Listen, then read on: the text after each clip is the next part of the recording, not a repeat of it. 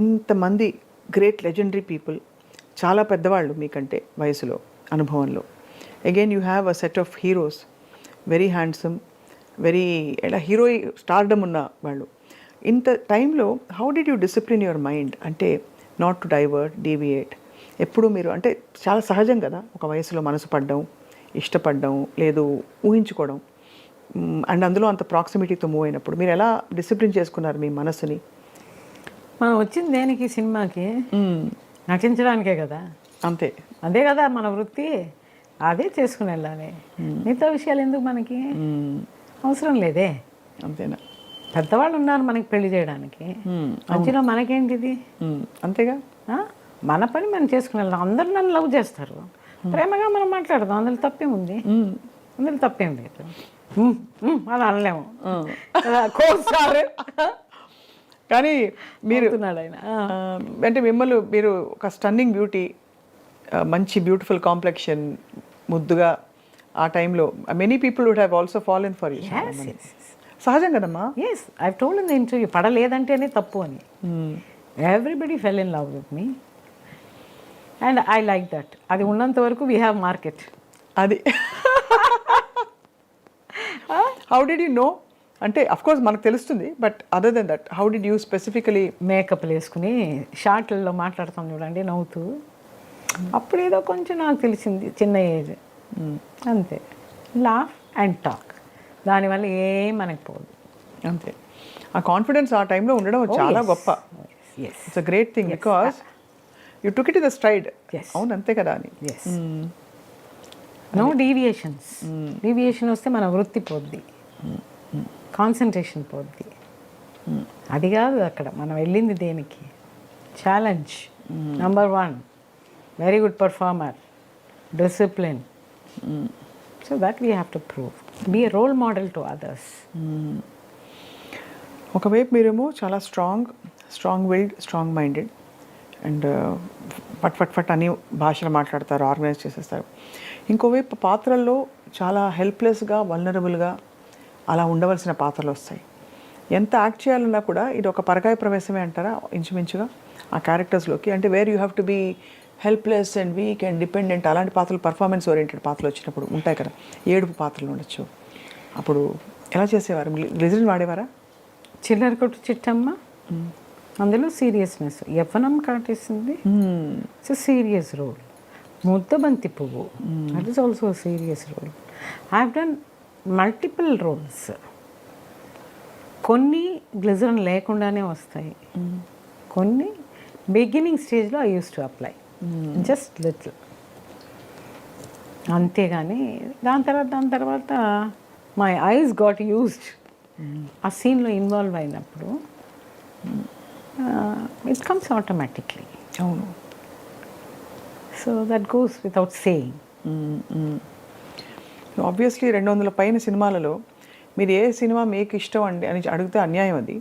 But మీరు అప్పుడప్పుడు మనం ఒక పాట మనం పాడేవాళ్ళం అయితే ఒక పాట పదే పదే వేసి వింటాం. అలా మీరు మళ్ళీ ప్లే చేసో యూట్యూబ్లోనో అక్కడ ఇక్కడ చూసే సినిమావా పాట? సినిమాలు ఎక్కువ యూట్యూబ్లో నేను చూడలేదు. పాటలు అయితే ఈ ఫోనుల్లో చాలా మంచి పాటలు ఉన్నాయి. అన్నీ బాలుగారి దగ్గర స్టేజ్లో చెప్పాను, 200 సినిమా పైన యాక్ట్ చేశాను, అన్నిట్లోనూ బాలసుబ్రహ్మణ్యం గారు పాడారంటే. అవును, అన్ని సినిమాల్లోనే ఆవిడది నేను పాడాను అని చెప్పారు. అలాగా సోగ్గాడు, 7 కొండలవాడ, సావాసగాడు, కృష్ణ గారితో ఒక సాంగ్, హిట్ సాంగ్ అది. దెన్ రవివర్మకి చిల్లర కొట్టు చిట్టమ్మ, సువ్వి, కటకటాల రుద్రేలో ఈ ఎదురు గాలికి, కల్పన, దిక్కులు చూడకు రామయ్య మీరు పాడింది. అలా చాలా అన్ని పాటలు అరంలోనూ సరే, తమిళ్లోనూ సరే, తెలుగులోనూ సరే చాలా పాటలు నాకు హిట్ అయ్యాయి.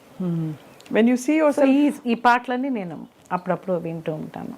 When you see yourself on screen ఇప్పుడు how do you feel? Very happy. ఏదో మనము చేసి ఉన్నాము, అప్పుడే కొన్ని అర్థాలే తెలియవు, కానీ నటించుంటాను. అది ఇప్పుడు చూస్తే పర్వాలేదు, అప్పుడే నేను అది ఊహించుకుని నటించానే కరెక్ట్గా అని ఇప్పుడు అనుకునేదాన్ని, అనుకుంటూ ఉన్నాను. బికాస్ అప్పుడున్న స్పీడ్లో ఆ టైంలో గ్రహించడం అయితే కరెక్ట్గా గ్రహించి కరెక్ట్గా నటించేశాను, అర్థం తెలుసో తెలియకుండానో. కానీ ఇప్పుడు అది చూస్తుంటే, ఫర్ ఎగ్జాంపుల్ అబ్బాయి గారు మొన్న టీవీలో చూస్తున్నప్పుడు నాకు కళ్ళంటి నీళ్ళు వచ్చింది. ఇంత బాగా మనతోటి చేపిచ్చారే ఈ క్యారెక్టర్. మనం చెయ్యనన్నాము, రామానాయుడు గారు ఫోన్లు చేశారు, మురళీమోహన్ గారు ఫోన్లు చేశారు, చెయ్యి ఈ క్యారెక్టర్ అని చెప్పి మనల్ని ఫోర్స్ చేసి చేపించారు. ఎంత వండర్ఫుల్ క్యారెక్టర్. అవన్నీ చూసినప్పుడు నాకు కళ్ళంట నీళ్ళు వచ్చింది. ఇంత బాగా మనల్ని చేపించారే, గొప్ప జీవితం అనిపించింది. గొప్ప జీవితం అనిపించిందమ్మా. No doubt about it. అలాగా కొన్ని తెలియకుండానూ నటించాను న్యాచురల్గా. ఆ స్టేజ్కి తగినట్టు నాకు వచ్చిన క్యారెక్టర్. రాగానే ముందు ఈ కుర్చీని గమనించాను. ఇది స్పెషల్ చైర్, బ్యూటిఫుల్గా ఈ షాల్ అది కప్ ఉందని. ఇది మీరే ఏర్పాటు చేసుకున్నారా? మీకు అంటే is it a special seat? దీనికి ఏమన్నా సిగ్నిఫికెన్స్ ఉందా అండి? అంటే పూజలు చేస్తున్నాను కాబట్టి ఎక్కువ ఐ ప్రిఫర్ దట్ ఆ సీట్ కొంచెం ఒక పవిత్రతని మెయింటైన్ చేస్తే బాగుంటుంది అనేది పెద్దలు చెప్పారు, నాకు అది అనిపించింది. సో అది అలా కంటిన్యూస్ సాధారణంగా చేసాము, అది పర్మనెంట్ అయిపోయింది అలాగే. అలాగే ఎప్పుడు మీరు నడుస్తూ ఉంటే, మీరు వస్తుంటే కూడా ఒక ఆరా మీలో కనిపిస్తూ ఉంటుంది. బహుశా ఆ పూజలు మీ జీవితంలోని ఎక్స్పీరియన్స్ అంతా కాచి వడబోసినట్టు వచ్చి ఉంటుంది మీకు అనిపిస్తోంది. మిమ్మల్ని యాక్చువల్లీ పలకరించేటప్పుడే రోహిణి గారు అని పలకరిద్దాం అనుకున్నాను. నాకు చాలా ఇష్టం రోహిణి గారు అంటేనా? చంద్రుడు గారి ప్రియరాలు రోహిణి గారు. రోహిణి గారు, రోహిణి నక్షత్రం.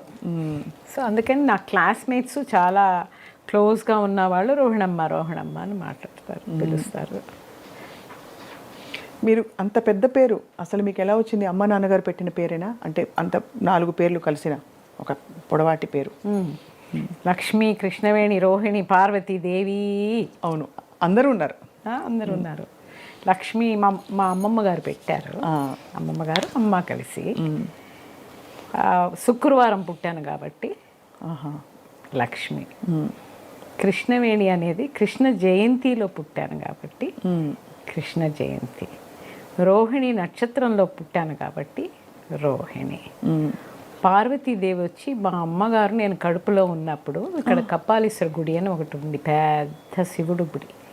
అక్కడ వృక్షం కింద కూర్చొని పూజ చేసేవారట. సో ఆవిడ ఒక బ్లెస్సింగ్స్లో నేను పుట్టానని చెప్పేసి లాస్ట్లో పార్వతీదేవి. మెయిన్గా నక్షత్రం రోహిణి కాబట్టి రోహిణమ్మ రోహిణమ్మ అని పిలుస్తాను. సరే, మీకు జయచిత్ర గారిగా నామకరణం ఎలా జరిగిందో ఎలాగో మాట్లాడతాం. బట్ మీరు చిన్నప్పుడు అమ్మగారి నటి అన్న విషయం కూడా తెలుసు అందరికీ. సో అమ్మగారు నాన్నగారు ఇద్దరు మీ నటనని ప్రోత్సహించేవారా? చాలా. ఎందుకంటే నాట్యం నేర్చుకున్నాను నేను. మా అమ్మమ్మ గారు నాతోటే వచ్చేవారు, సుబ్బలక్ష్మి గారు. సో చిన్నప్పుడు నా 5వ ఏట నుంచి భరతనాట్యం, కూచిపూడి 2 నేర్చుకున్నాను. అది నన్ను ట్రావెల్ చేపించి సినిమాకి. ఇంకా సినిమాకి వచ్చిన తర్వాత కరెక్ట్ అయిన చేతుల్లో పడ్డాను. నా టాలెంట్స్ లోపల ఉందనేది గుర్తించే ఒక పెద్ద మహానుభావులు కేఎస్ గోపాలకృష్ణ గారు నన్ను ఇంట్రడ్యూస్ చేసి నా జాతకం చూసి, రోహిణి నక్షత్రంలో పుట్టింది కాబట్టి చాలా పెద్ద ఆర్టిస్ట్ అవుతుంది తన జాతకం వల్ల, దానివల్ల. అండ్ సో జయము, చిత్రము. జయం అంటే విక్టరీ, చిత్రం అంటే సినిమా. ఇవి 2 కలిపి జయ చిత్రాన్ని నేను నామకరణం చేస్తాను అని చెప్పి ఆయన మార్చారు. అలా మొదలైంది మీ ప్రయాణం. కానీ భరతనాట్యం, నాట్యం నేర్చుకోవాలి, కళలు పట్ల ఇవన్నీ ఈ ఆసక్తి, అభిరుచి నాన్నగారికి ఉండేదా, అమ్మగారికి ఉండేదా? అమ్మకి ఎక్కువ ఉండేది, మా అమ్మమ్మ గారికి ఇంకా ఎక్కువ ఉండేది. ఎక్కడికెళ్ళినా చలాకీగా చేసేసేదాన్ని. ఒక మ్యూజిక్ చూస్తే ఎగిరేదాన్ని, ఇప్పుడు మా మనవరాలు ఎగిరేలాగా అలా ఎగురుతూ ఉండేదాన్ని అనమాట. సో ఆ బంతిలాగా ఎగరడం చూసి చూసి డ్యాన్స్లో పెట్టారు. ఇంకా అలా గ్రాస్ప్ చేస్తాను.